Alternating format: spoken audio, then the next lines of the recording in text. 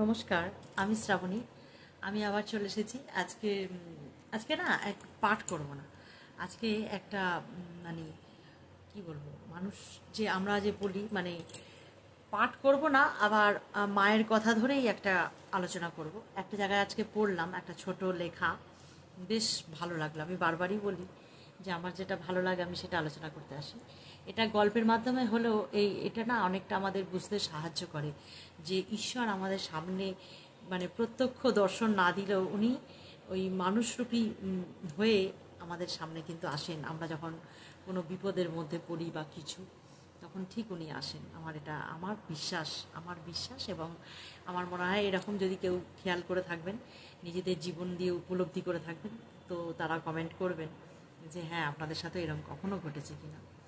তো মা যেমন বলে না যে যখনই কোনো বিপদে পড়বে জানবে তোমাদের মা আছে। মাকে এক মন প্রাণ দিয়ে যদি ডাকো, তাহলে তোমরা নিশ্চয়ই তার উপকার পাবে বা তার আশীর্বাদের হাত পাবে। তো সেই রকমই একটা গল্প আমি পড়লাম আজকে, বেশ ভালো লাগলো আমার। একটা ছোট মানে পত্রিকা থাকে, সেই পত্রিকার দিকে উনি সংগৃহীত বলে লেখা আছে, কারণ নাম ওই জন্য বলতে পারছি না। বলছেন যে হঠাৎ একদিন রাস্তার একজনের গাড়ি খারাপ হয়, একজন বেশ বয়স্ক মানুষ। তো তিনি একটা মানে গাড়িটা খারাপ হয়, অনেকক্ষণ দাঁড়িয়ে থেকে কাউকে দেখতে পায় না। না দেখার কারণে তখন তিনি মানে আবার প্রচণ্ড বৃষ্টিও হচ্ছে। হ্যাঁ, ঠান্ডা, বাইরে ঠান্ডা, প্রচণ্ড বৃষ্টি হচ্ছে, কিন্তু সেই বৃষ্টিতে অনেকক্ষণ ভিজে থাকা সত্ত্বেও তিনি কোনো মেকানিক পাননি। অত বৃষ্টি পড়ছে বলে কোনো মেকানিক তিনি দেখতে পাননি। তো সেই কারণে তিনি কি করলেন, একটু এগিয়ে গেলেন, যে দেখি যদি কোথাও কোনো আশ্রয় পাওয়া যায় সেরকম আর কি।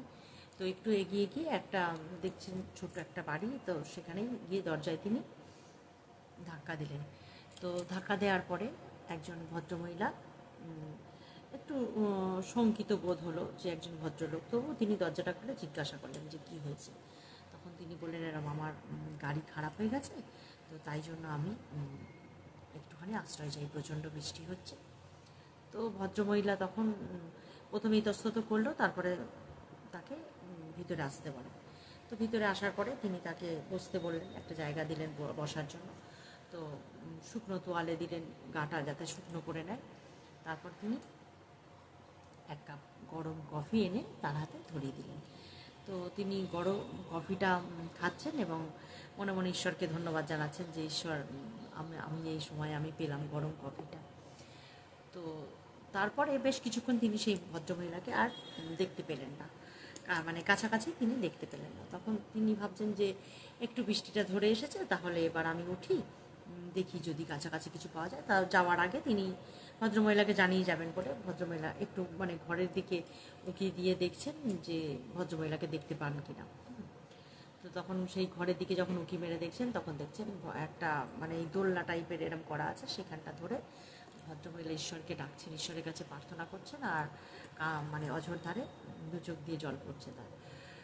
তখন ভদ্রলোক আওয়াজ দিয়ে ভিতরে আসলেন যে আমি ভিতরে আসতে পারি। তখন ভদ্রমহিলা উঠে দাঁড়ালেন এবং তখন ভদ্রমহিলাকে জিজ্ঞাসা করলেন যে আপনি কেন এমন কাঁদছেন, এত কাঁদছেন কেন আপনি, কিসের জন্য। তখন বলছে যে দেখুন, এরকম আমার একমাত্র সন্তান, তার অসুখ এমন যে ক্যান্সার, আমি সারাতে পারবো না। এমন এক ডাক্তার, যে ডাক্তারের কাছে নিয়ে গেলে হয়তো আমি সারাতে পারবো, কিন্তু অত টাকা আমার কাছে নেই। তখন এখন ওই জন্য আমি ঈশ্বরের কাছেই একমাত্র আমার প্রার্থনা জানাচ্ছি যে ঈশ্বর যদি মানে কোনো মিরাকেল করে, তাহলেই আমার সন্তান বাঁচবে, না হলে বাঁচবে না।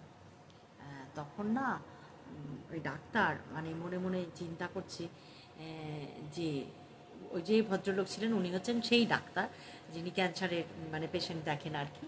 তো উনি তখন ওই হাত জোড় করে ওই ভদ্রমহিলার সামনে হাত জোড় করে বসে পড়বেন এবং বলবেন যে মানে উনি এক মুহূর্তের জন্য চিন্তা করবেন যে এই ঠিক এইখানে এসেই কেন আমার গাড়িটা খারাপ হবে, এবং আমি হাঁটতে হাঁটতে এসে কেন এই বাড়িটার মধ্যেই ঢুকবো, আর কেনই বা তিনি আমাকে ভেতরে ঢুকতে দেবেন অচেনা একজন লোককে।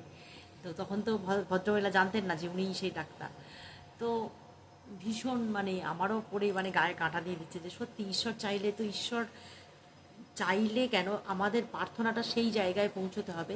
আমাদের প্রার্থনাটা যদি সত্যি ঈশ্বরের কাছে গিয়ে পৌঁছয়, আর আমরা যদি আমাদের সৎ ইচ্ছায় প্রার্থনা করি, তো ঈশ্বর নিশ্চয়ই শোনেন। এটাই হচ্ছে কথা।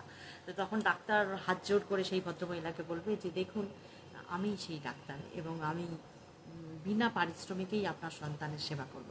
কারণ আপনার কথা স্বয়ং ঈশ্বর শুনেছেন, এবং আপনার কথা স্বয়ং ঈশ্বর শুনে তিনিই আমাকে আপনার কাছে পাঠিয়েছেন। তো তখন ভদ্রমহিলা মানে আনন্দ আনন্দ যে কাঁদি আমরা আনন্দের জন্য, আনন্দশ্রু, সেইভাবে কাঁদবে এবং হাত জোড় করবে ডাক্তারের সামনে উনিও। তখন ডাক্তার আবারও বলবেন যে দেখুন, আপনার প্রার্থনা তো অবশ্যই ঈশ্বর শুনেছেন, না হলে কেন আমার গাড়িটা এখানে এসেই খারাপ হবে, আর কেনই বা আপনি আমাকে ভিতরে আসতে দেবেন? আপনি একা ভদ্রমহিলা রয়েছেন, তাহলে আপনি তো আমাকে নাও ঢুকতে দিতে পারতেন, তাহলে তো আমি কিছুই জানতে পারতাম না। তো এই যে সমস্ত কিছু ঘটনাটা কিন্তু ঈশ্বরের প্ল্যান করা, ঈশ্বরেরই সাজানো একটা ঘটনা। তো এটাই আমি বলতে চাই যে আমরা যে এই যে এত বই পড়ি, স্বামীজির বই, মা শারদার বই, সব কিছুতে কিন্তু বারবারই বলা হয়েছে যে কোনো মানুষকে কখনো অবজ্ঞা করবে না। কখন কোন মানুষ কী রূপে তোমার উপকারে আসবে সেটা তুমি কল্পনাও করতে পারবে না। এবং ভিতর থেকে যদি তুমি, সে অন্তর থেকে যদি তুমি ঈশ্বরের কাছে মানে বলে না সাচ্চা থাকো, সেই সবটুকু দিয়ে সত্যি থাকো, তুমি তোমার সব কিছু তোমার সঠিক রাখো, তাহলে ঈশ্বর তোমার প্রার্থনা নিশ্চয়ই শুনবে। কিন্তু তোমার মন যদি ওই অন্ধকারে ভর্তি করে রেখে দাও, তাহলে কিন্তু ঈশ্বর তোমার প্রার্থনা শুনবে না। এটা বারবারই কেন, ওই ভদ্রমহিলা যদি ওই মুহূর্তে যে আমি একা আছি ভেবে তাকে যদি না ঢুকতে দিত, এটা ভাবুন একটু, তাকে যদি না আসতে দিত ঘরের ভিতরে, এবং যদি বন্ধ করে দিত দরজা, তাহলে তো ওই মানুষটা হয়তো কিছু হতো না, হয়তো অন্য কারোর অন্য কোথাও গিয়ে আশ্রয় নিত, কিন্তু ওনার সাথে তো ওনার সেই পরিচয়টা হতো না, বা এই কথোপকথনটাও হতো না, তাহলে কিন্তু উনি কিছু জানতেও পারতেন না।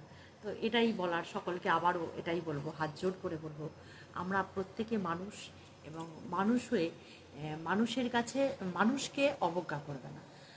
ঈশ্বর কিন্তু আমাদের সামনে কখনো সামনে এসে দাঁড়াবে না, মানে প্রত্যেক মানুষের মধ্যে ঈশ্বর আছে, সেই রূপে ঈশ্বরকে ভালোবাসতে শেখো, মানুষরূপী ঈশ্বরকে ভালোবাসতে শেখো, তাহলে সব কিছু পাবে আমার মনে হয়।